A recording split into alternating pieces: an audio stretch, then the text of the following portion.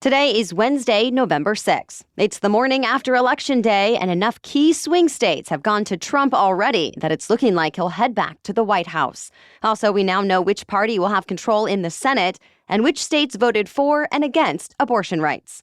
Plus, flooding in Missouri prevented some people from reaching the polls. Election results so far sent Bitcoin surging to a record high, and why thousands of people went to a cemetery to leave "I voted" stickers on a headstone. Those stories and even more news coming up. Welcome to The Newsworthy. All the day's news in around 10 minutes. Fast, fair, fun, and on the go. I'm Erica Mandy. Thanks so much for being here. You ready? Let's do this. It looks like former President Donald Trump is headed back to the White House. As of early this morning, Trump has secured 267 electoral votes, just 3 shy of the 270 needed to win the race. He won key swing states that went for President Biden 4 years ago, like Pennsylvania and Georgia. He also won North Carolina, that was considered key to a Republican victory. At this point, for Vice President Kamala Harris to win, she would have to take almost every state that's still counting ballots, including Republican stronghold Alaska. If these results hold up, Trump will become only the second to win in non-consecutive terms. He'll also be the oldest person ever elected, and he'll be the first candidate elected after being convicted of a felony. Trump spoke to a large crowd at his campaign headquarters early this morning, where he claimed victory. He promised a new golden age for the United States, saying he'll fix the situation on the border, make the U.S. safer, and strengthen the economy. Trump's running mate, J.D. Vance, told the crowd, quote, "We just witnessed the greatest political comeback in the history of the United States." Harris decided not to speak tonight, though she hasn't officially conceded yet. Her campaign co-chair did address the crowd at her watch party to thank people for their support and said he doesn't consider this race over until all the votes are counted. Of course, we're keeping track of the final count as well, and we'll update you throughout the week. This election was not only a tight battle for president, but Republicans and Democrats were also in high-stakes competition for control of Congress. Already, we know Republicans have flipped the Senate, taking control for the first time in 4 years. This gives the GOP a lot of control in Washington. The Senate has a big role in moving the president's agenda forward or not. It's also responsible for confirming the next president's cabinet, as well as any Supreme Court justice if there ends up being a vacancy. So, how did Republicans do it? Well, they were able to flip the seats in Ohio and West Virginia, and they held on to closely watched seats in Texas, Florida, and Nebraska. Democrats did score some landmark wins. Delaware and Maryland also elected Democrats to the U.S. Senate, who both happen to be Black women. And when they were sworn in, they'll become the first Black senators to represent their states. Also, the first Korean American was elected to the Senate in New Jersey, just to mention a few Senate firsts. Control of the House is still up in the air at this point. Voters were asked to decide all 435 House seats, giving Democrats the chance to steal Republicans' slim majority. So far, we know big leaders like House Speaker Mike Johnson and Minority Leader Hakeem Jeffries were reelected. Also, Florida reelected the youngest member of Congress, 27-year-old Democrat Maxwell Frost. And Delaware elected the first openly transgender person to Congress, Democrat Sarah McBride. Dozens of races still need to be called, though. So overall, it could take a week or more before we know whether Democrats or Republicans end up in charge of the House. Voters in a record 10 states had one of the main issues of this election season directly on the ballot. They decided whether to approve measures that would enshrine abortion rights in their state constitutions. The measures failed in Florida, South Dakota, and Nebraska. They were the first abortion rights measures to fail since Roe v. Wade was overturned in 2022. But other states with this issue on the ballot passed new abortion rights. Voters in Arizona, Colorado, Maryland, Missouri, New York, and Nevada all decided to protect abortion access. In some of those states, this overrides stricter bans that were in place and instead guarantees the right to abortion until fetal viability, meaning the point where a fetus or baby can survive outside the uterus. As of early this morning, we're still waiting for clear results in Montana.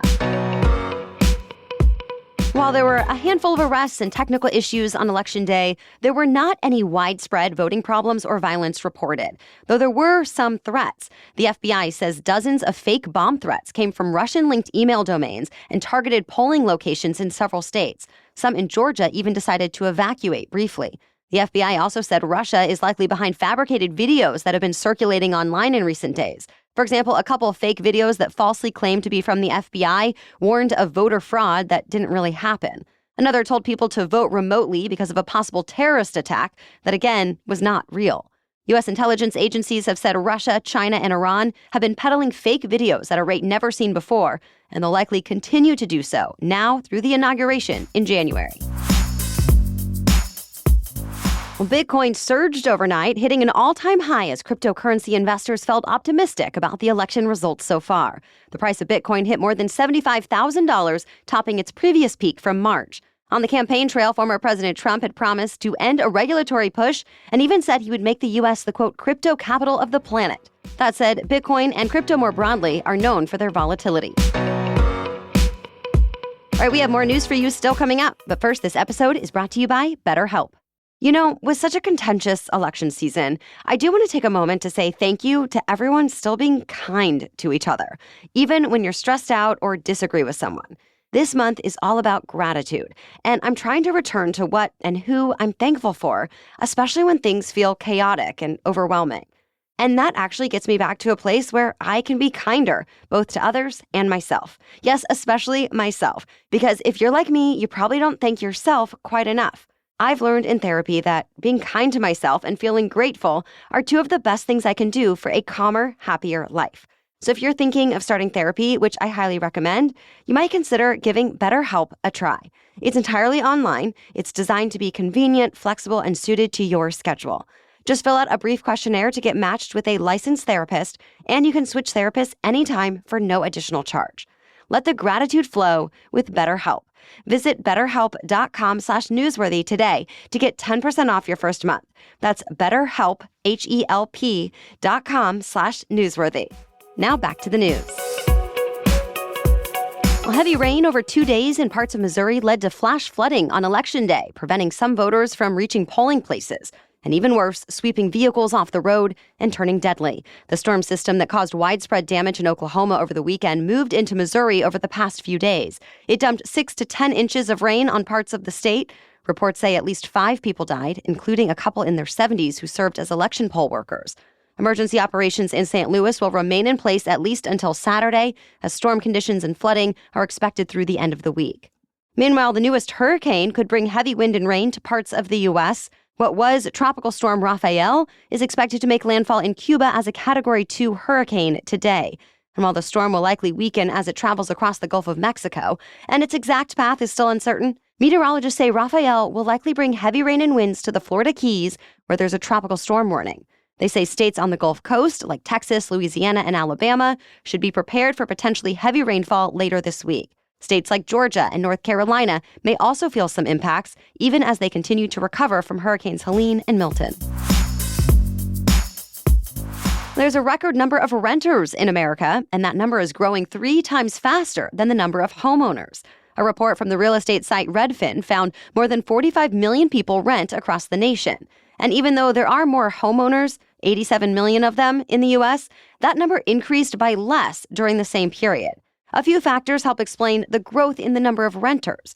Wages have gone up much more than the cost of rent in the past 2 years, making renting more affordable than it was even a few years ago. Meanwhile, the price of homes has gone up, sometimes even doubling over the past 5 years.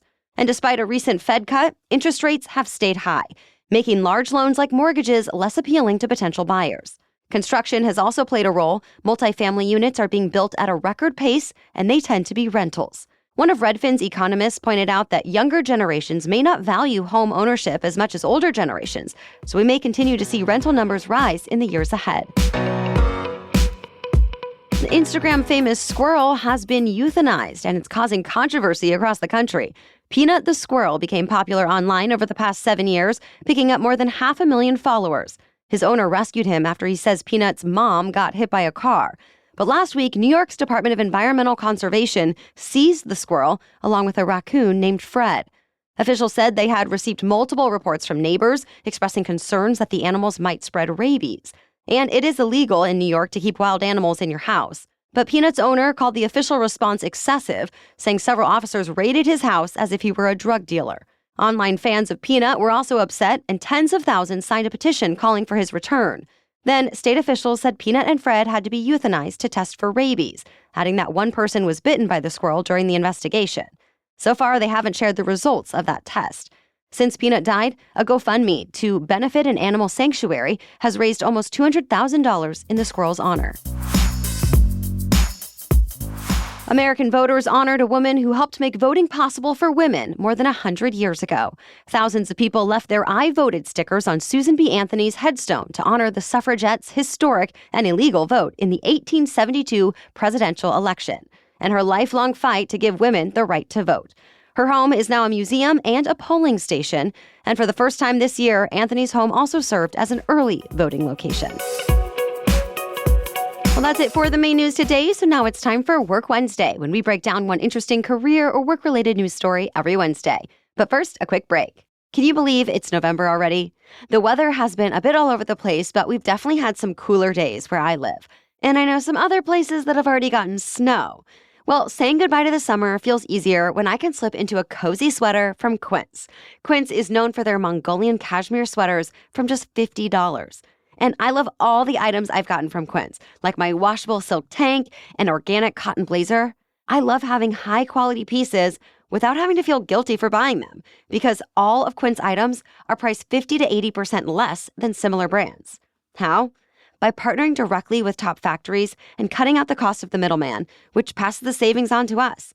And Quince only works with factories that use safe, ethical, and responsible manufacturing practices, as well as premium fabrics and finishes for that luxury feel in every piece. So get cozy in Quince's high-quality wardrobe essentials. Go to quince.com/newsworthy for free shipping on your order and 365-day returns. That's QUINCE.com/newsworthy to get free shipping and 365-day returns.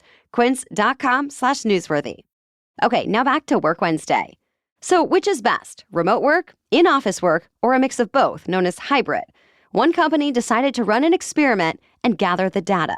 Trip.com, a travel company, decided to randomly assign employees either a 3-day hybrid schedule or a 5-day in-office schedule. For 6 months, the company stuck to the schedule, gathering data on productivity, retention, employee satisfaction, and more. Trip.com also followed employees for 2 years after the experiment to see what the long-term effects might be. The results were clear. Hybrid employees had lower rates of quitting, and they were just as productive as employees who came to the office full-time. Hybrid workers also reported higher levels of job satisfaction than in-office workers. And women in particular were more likely to stay with the company and report better job satisfaction. Now, keep in mind, this is just one company, and even Trip.com's executives said strong performance review procedures and incentives, along with management buy-in, are crucial to making hybrid schedules work. But it contributes some more A/B testing data to a debate that's likely to continue. All right, thank you so much for listening today. We will have the latest on the election and other news tomorrow and throughout the rest of the week. We're also planning election analysis from both sides of the aisle on our special edition Saturday episode this weekend. Be sure to hit that follow button in your favorite podcast app to get daily updates and stay in the know. Thanks again for joining us. We'll be back tomorrow. Until then, have a great day.